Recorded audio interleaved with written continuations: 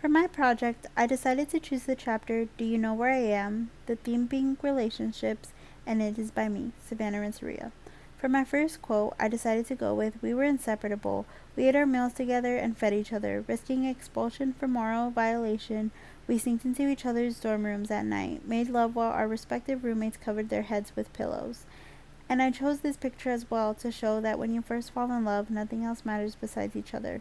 You're willing to risk it all, whether it be expulsion or just moral values being destroyed. But as long as you have each other, that's all that matters. For my second quote, I decided to pick I didn't want to save the cat. I wanted to preserve Sharon's high opinion of me. The photo to the right is a man who's pretty beaten up, and this shows that the man in the story will go to absolute lengths to keep Sharon's high opinion of him, as said in the quote. He thinks highly of her, and he always wants her to think highly of him. The third quote that I picked was I love Sharon and I destroyed her. This quote is important to me because it is a reminder to show that relationships are not always perfect. The fourth quote I decided to pick was He's been gone 22 years, she said, but I can still feel him right here in the room with us. I can still smell him, his hair, his skin. This shows that no matter what, when you love someone, they never truly go away. This is super important because it also shows that over time with relationships, even when people are gone, they stay with you forever, no matter the case. The quote I decided to pick was We were so fragile. I worried that one wrong word could completely break us. The man in the picture is supposed to reflect the husband in the story. You see how full of life he is and how he fears that if he says any wrong thing, it could completely destroy not just the moment but their relationship completely. So in the photo, it shows how he is full of life and he does absolutely everything to please Sharon and never ruin the moment.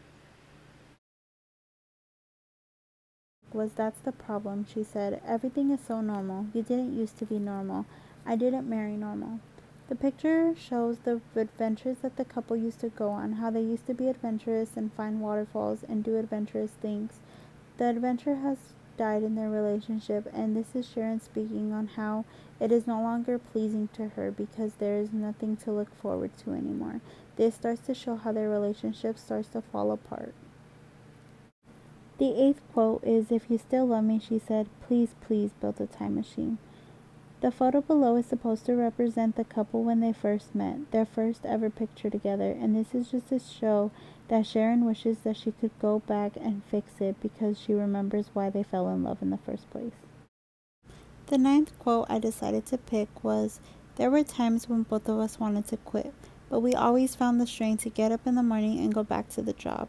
To the left hand side, we basically have the family. We have the kids and the parents, and what this shows is that no matter what, it is each other who keeps each other going, and this is the reason that they wanted to make their marriage work, not just for each other, but for their kids. The last quote I decided to pick was How do you measure a marriage? This is such an important quote to me because I think the photo below shows that the real secret to marriage is just loving each other. Depending on how much you love each other is how willing you are to make it work. So when you truly love each other, that's how you know a marriage is worth it. And down below we have a photo of just the couple hugging, which shows how strong their love is. And lastly, we have the works cited page where we go ahead and cited 10 little Indians, and then we go ahead and let everyone know that all the photographs belong to me and I'm the photographer. Thank you so much for your time. Sorry for being so awkward.